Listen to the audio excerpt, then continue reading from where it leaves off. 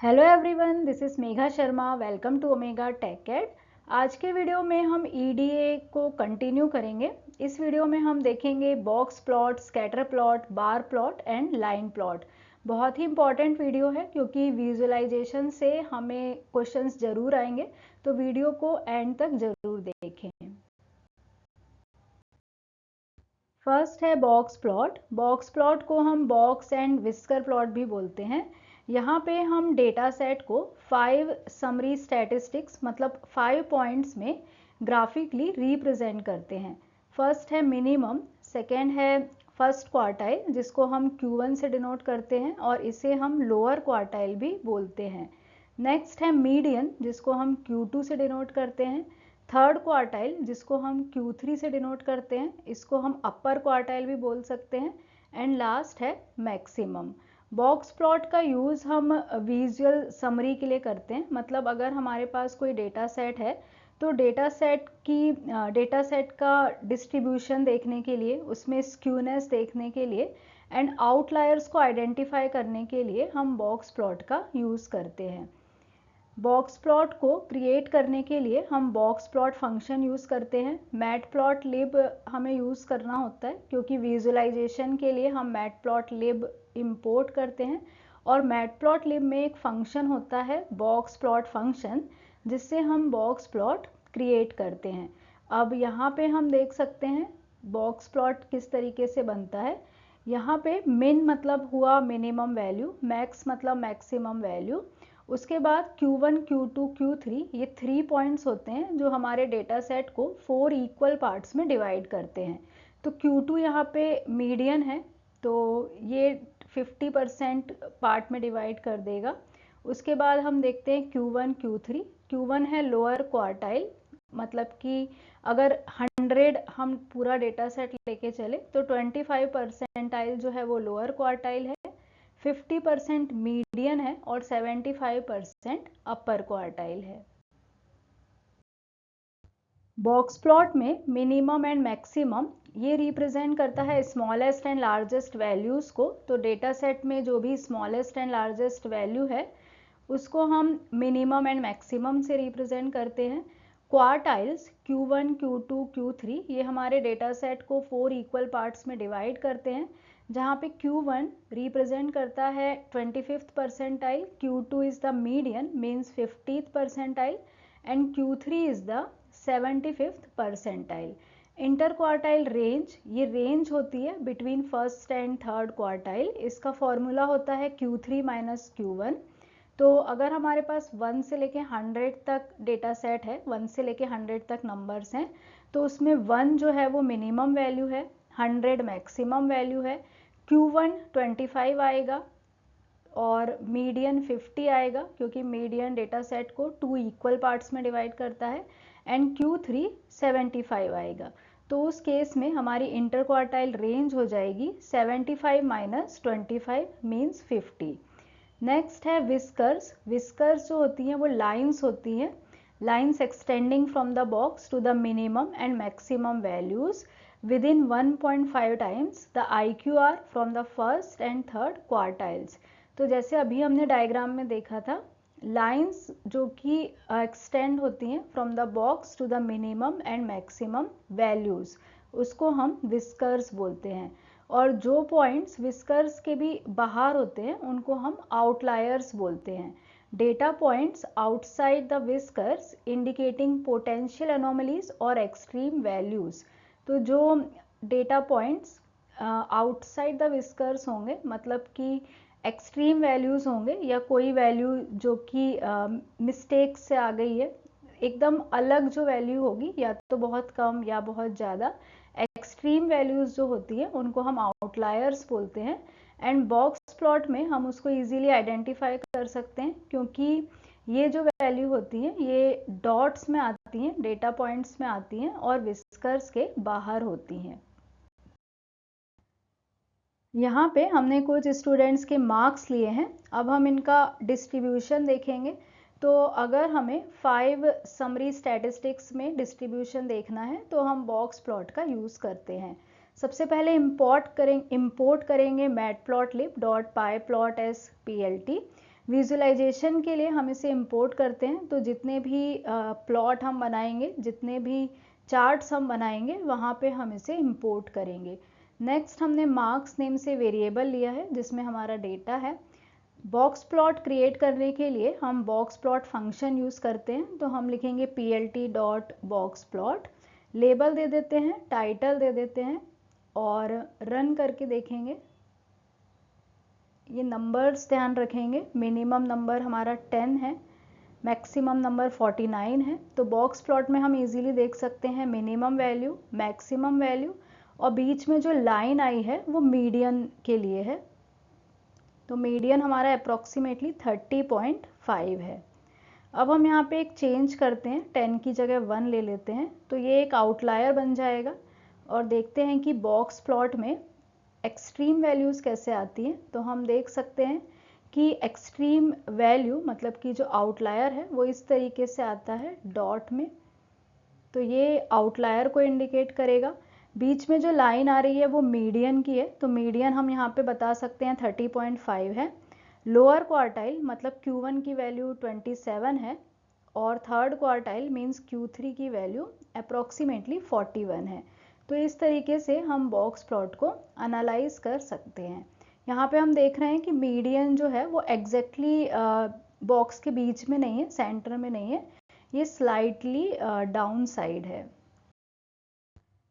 Interpreting the box plot, अब box plot को interpret कैसे करते हैं ये इंपॉर्टेंट पॉइंट है। If the median is at the centre of the box and the whiskers are almost the same on both the ends then the data is normally distributed. अगर median हमें बिल्कुल centre में मिलता है, जो box आ रहा था उसके अगर बिल्कुल सेंटर में हमें मीडियन मिलता है और दोनों साइड के जो विस्कर्स हैं वो सेम रहते हैं, तो हम बोल सकते हैं कि डेटा नॉर्मली डिस्ट्रीब्यूटेड है।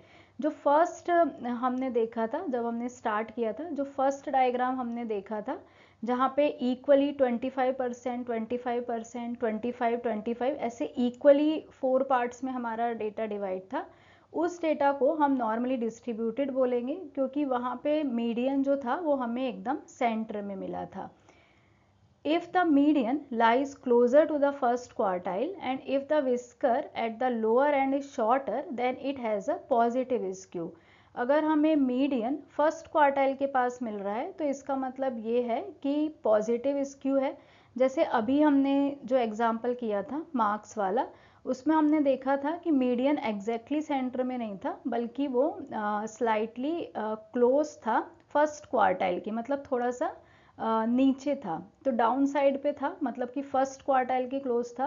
तो अगर हमारा मीडियन फर्स्ट क्वार्टाइल के क्लोज होता है तो हम उसको पॉजिटिव स्क्यू बोलते हैं, और उस केस में जो लोअर एंड होता है विस्कर का वो शॉर्टर होता है। If the median lies closer to the third quartile and if the whisker at the upper end is shorter then it has a negative skew. अगर मीडियन थर्ड क्वार्टाइल के closer है तो हम बोल सकते हैं कि नेगेटिव स्क्यू है, और इस केस में जो अपर एंड का विस्कर रहता है वो शॉर्ट रहता है। If there are values that fall above or below the end of the whisker they are plotted as dots, these points are often called outliers. तो ये हमने देखा कि आउटलायर्स जो होते हैं वो डॉट में आते हैं। तो इस एग्जाम्पल से हमने समझा है कि किस तरीके से हम एग्ज़ाम स्कोर्स को विजुलाइज कर सकते हैं। इससे हमें एग्ज़ाम स्कोर्स का डिस्ट्रीब्यूशन देखने में हेल्प होती है, हम इजीली स्टूडेंट्स की परफॉर्मेंस को विजुलाइज कर सकते हैं और मार्क्स का डिस्ट्रीब्यूशन देख सकते हैं। इस डायग्राम में हम तीनों टाइप के डिस्ट्रीब्यूशन देख सकते हैं। फर्स्ट डायग्राम है जहाँ पे डेटा नॉर्मली डिस्ट्रीब्यूटेड है और इस केस में मीडियन हमें एग्जैक्टली सेंटर में मिलेगा। सेकेंड में पॉजिटिव स्क्यू है, पॉजिटिव स्क्यू में जो मीडियन होता है वो क्लोजर टू फर्स्ट क्वार्टाइल होता है, तो हम देख सकते हैं कि मीडियन फर्स्ट क्वार्टाइल से क्लोज है। और नेगेटिव स्क्यू में जो मीडियन होता है, जो लाइन होती है, वो upper quartile means third quartile के क्लोज होती है। नेक्स्ट है scatter plots. Scatter plots visualize the relationship between two numerical variables by plotting each observation as a point on a two-dimensional graph. They help in identifying patterns, trends and correlations between variables. Scatter plot में हम to numerical variables के बीच में relationship को visualise करते हैं। तो अगर हमारे पास टू न्यूमेरिकल वेरिएबल्स हैं तो उनमें किस तरीके का पैटर्न है, ट्रेंड है और वेरिएबल्स आपस में किस तरीके से कोरिलेटेड हैं, ये हम स्कैटर प्लॉट की हेल्प से विजुलाइज कर सकते हैं। जैसे अगर हमारे पास टू वेरिएबल्स हैं तो ऐसे हो सकता है कि अगर एक वेरिएबल को इंक्रीज करें तो दूसरा वेरिएबल भी इंक्रीज हो, या फिर एक को डिक्रीज करने पे दूसरा भी डिक्रीज हो। तो इस टाइप का जो कोरिलेशन होता है उसे हम पॉजिटिव कोरिलेशन बोलते हैं। अगर एक वेरिएबल को इंक्रीज करने पे दूसरा वेरिएबल डिक्रीज हो रहा है या एक को डिक्रीज करने से दूसरा इंक्रीज हो रहा है, तो इस टाइप का जो कोरिलेशन है उसको हम नेगेटिव कोरिलेशन बोलते हैं।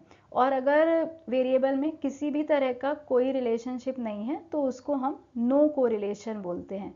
तो इस तरीके से अगर हमें वेरिएबल्स में रिलेशनशिप विजुलाइज करनी है तो हम स्कैटर प्लॉट का यूज़ करते हैं। मैटप्लॉटलिब में हम स्कैटर प्लॉट बनाते हैं जब, तो स्कैटर फंक्शन का यूज़ करते हैं।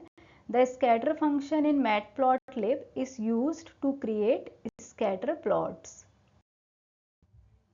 यहाँ पे हमने 10 स्टूडेंट्स की एज ली हुई है और उनका वेट लिया हुआ है और हम रिलेशनशिप फाइंड कर रहे हैं बिटवीन एज एंड वेट। तो ये जो दो वेरिएबल है हमारे पास एज एंड वेट, इसमें किस तरह का रिलेशनशिप है ये हम स्कैटर प्लॉट की हेल्प से देखेंगे। यहाँ पे एज इंडिपेंडेंट वेरिएबल है एंड वेट डिपेंडेंट वेरिएबल है, क्योंकि वेट जो है वो एज पे डिपेंड कर रहा है। और इस तरीके से हम two variables independent and dependent variable के बीच में रिलेशनशिप देखेंगे। तो स्कैटर फंक्शन का यूज़ कर लेते हैं। दो वेरिएबल हैं एज एंड वेट। कलर यहाँ से हम रेड कलर दे रहे हैं तो जो डॉट्स हैं वो रेड कलर से आएंगे। एक्स एक्सिस में हम लेबल दे रहे हैं एज, वाई एक्सिस पे हम दे रहे हैं वेट, और जो प्लॉट हमारा बनेगा उसमें हम टाइटल दे रहे हैं स्कैटर प्लॉट। तो टू वेरिएबल्स में किस तरह का कोरिलेशन है ये हम इस फिगर से आइडेंटिफाई कर सकते हैं, विजुलाइज कर सकते हैं।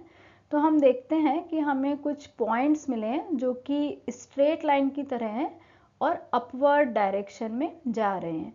तो इसका मतलब ये है कि यहाँ पे इन दोनों वेरिएबल के बीच में पॉजिटिव कोरिलेशन है, क्योंकि एक को इंक्रीज करने से दूसरा भी इंक्रीज हो रहा है। If the data points tend to move upward from left to right, it indicates a positive relationship. Conversely, if the data points tend to move downward from left to right, it indicates a negative relationship. तो अगर data points upward move करते हैं left to right तो ये positive relationship को बताता है, और अगर ये डाउनवर्ड मूव करते हैं तो ये नेगेटिव रिलेशनशिप को बताता है। तो हमारे एग्जाम्पल में जो अभी हमने एग्जाम्पल किया उसमें हमें अपवर्ड डेटा पॉइंट्स मिले हैं जो कि लेफ्ट टू राइट मूव कर रहे हैं। तो ये जो एग्जाम्पल है वो पॉजिटिव रिलेशनशिप का है, मतलब अगर हम एज को इंक्रीज कर रहे हैं तो वेट भी इंक्रीज हो रहा है। If the data points forms a roughly straight line, it suggests a linear relationship. और अगर कोई भी पैटर्न नहीं बन रहा है या कर्व पैटर्न बन रहा है, स्ट्रेट लाइन कंफर्म नहीं हो रही है, तो हम उसको नॉन लीनियर रिलेशनशिप बोलते हैं। तो अगर रफली स्ट्रेट लाइन बन रही है तो इसका मतलब जो रिलेशनशिप है वो लीनियर है। We can calculate the correlation coefficient to quantify the strength and direction of the relationship between the variables. तो हम पियर्सन कोरिलेशन कोएफिशिएंट कैलकुलेट कर सकते हैं जिससे कि हमें स्ट्रेंथ का पता चलता है, मतलब रिलेशनशिप की स्ट्रेंथ का पता चलेगा जिसकी रेंज -1 to +1 होती है। एक correlation coefficient close to 1 indicates a strong positive relationship and close to -1 indicates a strong negative relationship and close to 0 indicates no linear relationship. तो ये हम एक्सेल में कर चुके हैं, किस तरीके से कोरिलेशन कोएफिशिएंट हम फाइंड करते हैं ये हम एक्सेल में कर चुके हैं। तो अगर आपने वो वीडियो नहीं देखी तो आई बटन पे क्लिक करके आप उस वीडियो को देख सकते हैं।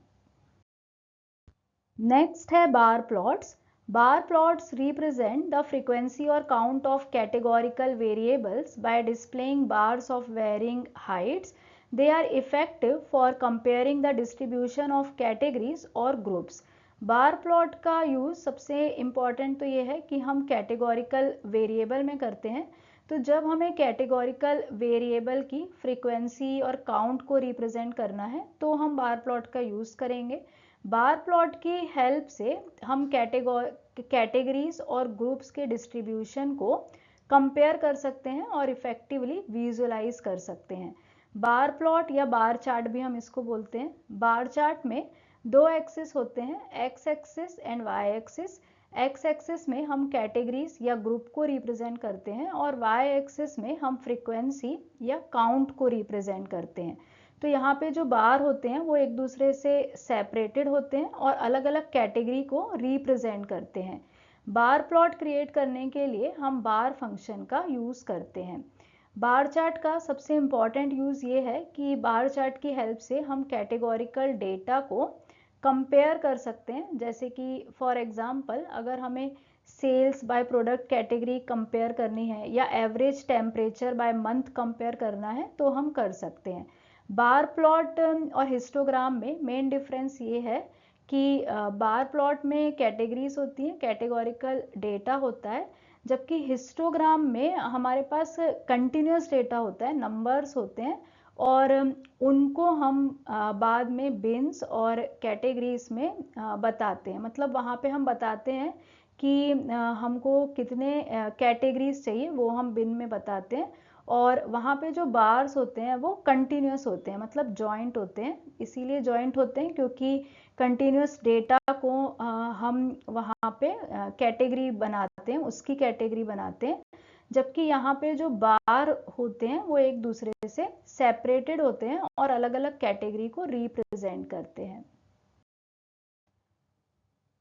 यहाँ पे हमने बहुत ही सिंपल एग्जांपल लिया हुआ है। एक्स एक्सिस में हमने कैटेगरीज ली हुई हैं, मतलब मंथ्स लिए हुए हैं, जून जुलाई अगस्त। और वाई एक्सिस में हम काउंट लेते हैं, यहाँ हमने टेम्परेचर लिया हुआ है। तो तीनों महीनों के 3 मंथ्स के टेम्परेचर को हमें अगर कंपेयर करना है, इसका डिस्ट्रीब्यूशन देखना है, तो हम यहाँ पे बार प्लॉट बना सकते हैं। तो इस तरीके से हमें बार प्लॉट मिलेगा जहाँ पे हम तीनों महीने के टेम्परेचर्स को इजीली कंपेयर कर सकते हैं। तो हम बता सकते हैं कि जून में सबसे हाई टेम्परेचर था और अगस्त में सबसे लो टेम्परेचर है, मतलब कंपैरेटिवली जून एंड जुलाई के कंपेयर में अगस्त में टेम्परेचर जो है वो कम है। यूनिट 2 में machine learning and machine learning algorithm important topics हैं। तो डिस्क्रिप्शन बॉक्स चेक कीजिए क्योंकि ऑलरेडी हम उसे आर्टिफिशियल इंटेलिजेंस और मशीन लर्निंग में कवर कर चुके हैं। तो डिस्क्रिप्शन बॉक्स में लिंक दी हुई है मशीन लर्निंग वीडियोस की, तो एक बार डिस्क्रिप्शन बॉक्स ज़रूर चेक करें क्योंकि यूनिट नंबर 2 जो है वो एनालिसिस और मशीन लर्निंग है। तो मशीन लर्निंग से भी क्वेश्चंस आएंगे। तो मशीन लर्निंग और मशीन लर्निंग एल्गोरिदम की जो लिंक है वो डिस्क्रिप्शन बॉक्स में है। Please check the description box for the link to machine learning videos. Next है line plots. Line plots show the trend और pattern of a numerical variable over time or another continuous variable. They are commonly used for time series data analysis. Line plot का use हम trend और pattern देखने के लिए करते हैं। तो जब हमें न्यूमेरिकल वेरिएबल में ट्रेंड्स और पैटर्न एनालाइज करना होता है तब हम लाइन प्लॉट्स का यूज़ करते हैं। तो line plots commonly time series data analysis के लिए यूज़ होते हैं। Line charts are used to visualize changes in one continuous numerical variable over time or another ordered categorical variable. इसके कुछ एग्जाम्पल देख लेते हैं। Stock prices over time, we can plot stock prices जो कि कंटिन्यूस न्यूमेरिकल वेरिएबल है against time. तो continuous variable को हम ऑर्डर्ड कैटेगोरिकल वेरिएबल्स में देख सकते हैं, मतलब उसका प्लॉट बना सकते हैं और कंपेयर कर सकते हैं कि किस तरीके से चेंजेस हो रहा है, मतलब कि स्टॉक प्राइजेस में किस तरीके से चेंजेस हो रहा है टाइम के बेसिस पे, मतलब अलग अलग टाइम में स्टॉक प्राइसेस में क्या चेंज हो रहा है वो विजुलाइज करने के लिए हम लाइन प्लॉट्स का यूज़ कर सकते हैं। तो लाइन प्लॉट्स जो होते हैं वो बेसिकली ट्रेंड्स और पैटर्न को बताते हैं कि एक टाइम में क्या डेटा था और दूसरे टाइम में क्या डेटा है, मतलब डिफरेंट डिफरेंट टाइम पीरियड्स में जो चेंजेस हो रहा है उसको विजुलाइज करने के लिए हम लाइन प्लॉट्स का यूज़ करते हैं। यहाँ पे हमने एक सिंपल एग्जांपल लिया हुआ है। एक्स एक्सिस में हमने कैटेगोरिकल डेटा लिया हुआ है, मंथ्स लिए हुए हैं जून जुलाई अगस्त सितंबर, एंड वाई एक्सिस में हम सेल्स देख रहे हैं, अम्ब्रेला की सेल है ये, कि कितने यूनिट सेल्स हुई थी जून में, जुलाई में, अगस्त में एंड सितंबर में। तो एक ट्रेंड देखेंगे, एक पैटर्न देखेंगे, उसको एनालाइज करेंगे। सबसे पहले लाइन चार्ट ड्रॉ करने के लिए जो फंक्शन हम यूज़ करते हैं वो है प्लॉट फंक्शन। लेबल दे देते हैं, एक्स एक्सिस में हम कैटेगरीज रखते हैं तो यहाँ पे हम मंथ रख रहे हैं, एंड वाई एक्सिस में हम ले रहे हैं सेल्स इन यूनिट। तो लाइन चार्ट ड्रॉ कर लेते हैं, टाइटल हमने दिया है लाइन चार्ट। तो ये एक सिंपल एग्जांपल हमने लिया हुआ है। तो ट्रेंड देख सकते हैं लाइन चार्ट से, और यहाँ पे हमने एक ही प्रोडक्ट के लिए लिया है, हम मल्टीपल लाइंस भी ड्रॉ कर सकते हैं, अलग अलग प्रोडक्ट के लिए 2-3 लाइंस भी बना सकते हैं। ये हमने अम्ब्रेला के लिए अभी किया है। तो लाइन चार्ट को देख के हम इजीली इंटरप्रेट कर सकते हैं कि जुलाई और अगस्त में अम्ब्रेला की सेल इंक्रीज हुई, सबसे ज़्यादा जो सेल हुई वो अगस्त मंथ में हुई, और सबसे कम सेल जो हुई वो सितंबर में हुई। तो इससे हम इंटरप्रेट कर सकते हैं कि रेनी सीजन में सेल ज़्यादा होती है। चार्ट्स के बारे में एक डिटेल वीडियो है जहाँ पे हमने एक्सेल में डिफरेंट टाइप्स के चार्ट्स बनाए हैं और समझा है कि कौन से सिचुएशन में कौन सा चार्ट यूज़फुल होता है। तो अगर आपको वीडियो देखनी है तो आप आई बटन पे क्लिक करके उस वीडियो को देख सकते हैं। Thank you so much for watching till here. अगर आपने वीडियो एंड तक देखी है तो ज़रूर वीडियो को लाइक करें और कमेंट करें, and please check the description box for the link to machine learning videos.